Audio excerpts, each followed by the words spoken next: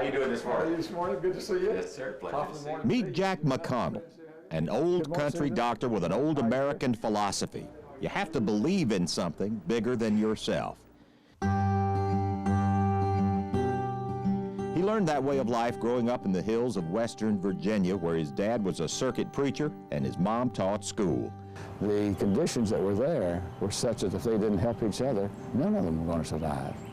And it's that spirit of cooperation and community and love for your fellow person that is a part of their ethic, and it may even be in our genes. Neighbors helping neighbors wasn't just a luxury in the Appalachian region of Virginia. It was a necessity, especially for the McConnell family. Dr. Jack was the youngest of the 7 children, and he well remembers having to rely on the generosity of other folks for the basics of life.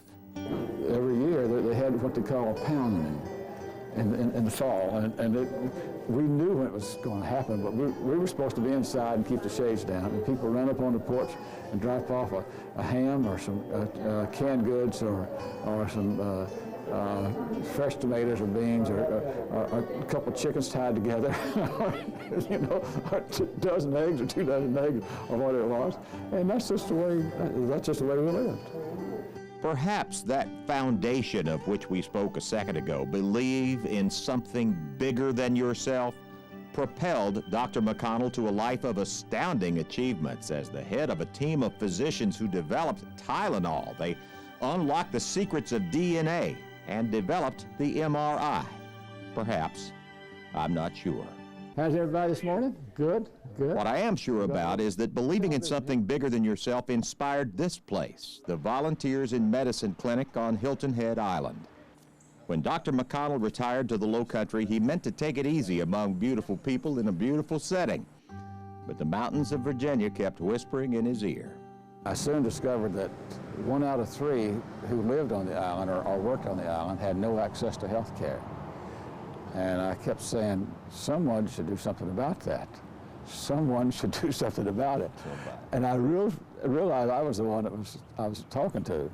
And I looked around for a way to handle it and noticed that there were several retired physicians and nurses and dentists that had no way to deliver it. So I brought those 2 groups together, the one that had no access to health care, those who had no way to deliver it, and we made a solution out of it, which we call the Volunteers in Medicine Clinic. Dr. McConnell's clinic is free for those who can't afford to pay. He can do that because of the generosity of the community and the availability of cheap labor. That's the pleasure of it. It's not a job. You're doing something for which you're not getting paid except in the intangibles, and they're the best part of life. Not the money, it's the intangibles that are the best part of life. Dr. Roger Sorg is one of the doctors lending his time and expertise to Volunteers in Medicine. He spent his medical career as a pathologist, but retrained himself in family practice in order to be a part of the Volunteers in Medicine initiative. In my mind, I can't decide whether the patients benefit better or the doctors and nurses benefit better, because it gives them an outlet to do what they do best and continue practicing and actually in the better part of their learning curve. This is all relatively simple things at the end of their practice, and so the benefits the docs and nurses get is probably is just as good as what the patients get. This is one of our translators. The changing face of just who needs help in the low country is addressed at the clinic as well, with interpreters on staff to help understand problems and explain procedures. The needs of kids are factored in too and addressed in a way that's understandable to them. And when they come in, there'll be someone right at the door to greet them and say, "Good morning, I'm sorry you don't feel well, let's see if we can help you." If they have children, we invite them to put the children into the children's reading room where they read, somebody hug them and hold them, and when they go, we insist they take those books home with them. If they have other children, take books for them as well. How are you this morning? I'm going to take care of you this morning. Let's go forward. Good morning, Bill. Come on, Underlying Volunteers in Medicine is a spirit, an American spirit that sometimes gets lost in a modern world of HMOs and PPOs and managed health care.